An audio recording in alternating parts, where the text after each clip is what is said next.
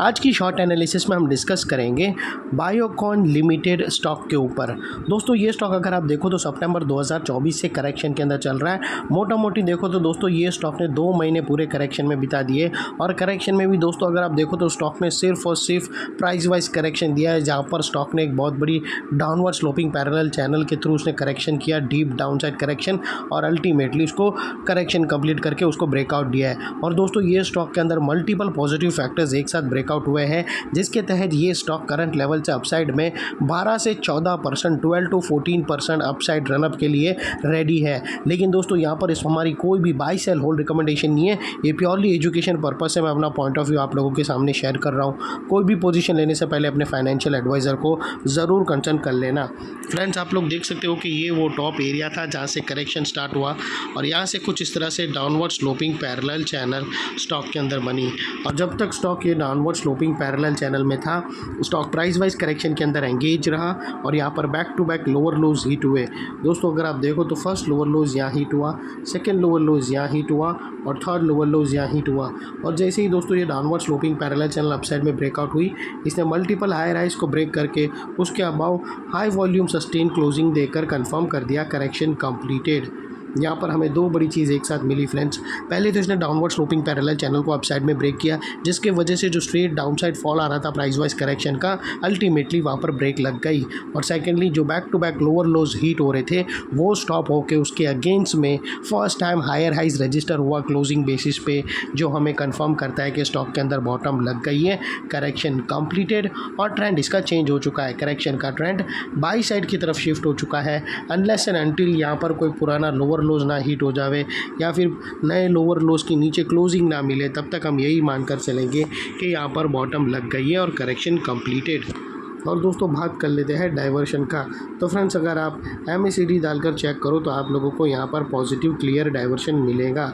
Price action के जो last lower लो swing अगर आप देखो तो दोस्तों वो डाउन साइड की तरफ टिल्ट हुए हैं, और वही MACD की ऑसिलेशन देखो तो अपसाइड में टिल्ट होकर यहाँ से हमें ब्रेकआउट मिला है, जो एक अपसाइड मोमेंटम पंप करेगा स्टॉक के अंदर। और अल्टीमेटली दोस्तों बात कर लेते हैं यहाँ पर चार्ट पैटर्न का। तो फ्रेंड्स अगर आप देखो तो यहाँ पर हमें एक ज़बरदस्त राउंडिंग चार्ट पैटर्न ब्रेकआउट होते हुए क्लियरली विटनेस हुई है।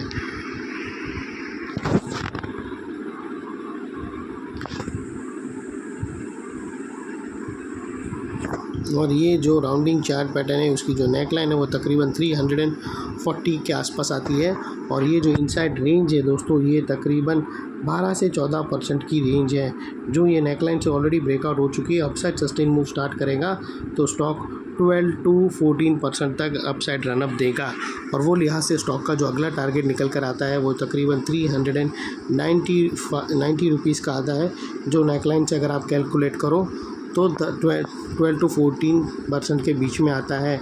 और यहाँ पर कुछ रेजिस्टेंस है जो ये स्टॉक फेस करेगा, जिसको हम ब्लू में कर देंगे। और दोस्तों बात कर लेते हैं स्टॉप लॉस की।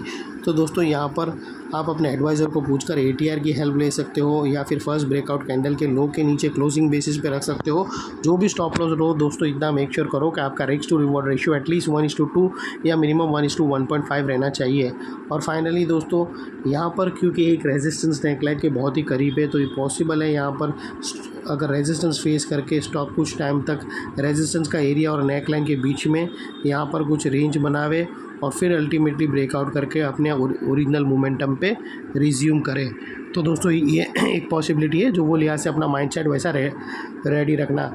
और फाइनली दोस्तों नेकलाइन के पास का ये एरिया बहुत ही इंपॉर्टेंट एरिया बनकर खड़ा है, क्योंकि अगर आप देखो तो मल्टीपल पॉजिटिव फैक्टर्स यहाँ पर एक्शन में आते हुए मिले। यही एरिया पे दोस्तों downward sloping parallel channel upside में ब्रेकआउट हुई, लोअर लोज हमें हायर हाइज में शिफ्ट होते हुए मिले, RSI और MACD के through clear positive diversion breakout होता हुआ मिला, और यही एरिया पे दोस्तों एक राउंडिंग चार्ट पैटर्न ब्रेकआउट होते हुए मिली।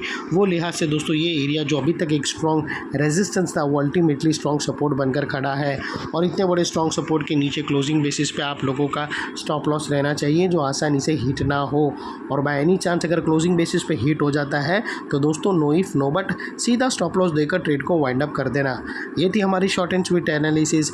अच्छी लगे तो प्लीज़ चैनल को लाइक शेयर सब्सक्राइब ज़रूर करना। थैंक यू फ्रेंड्स, जय हिंद।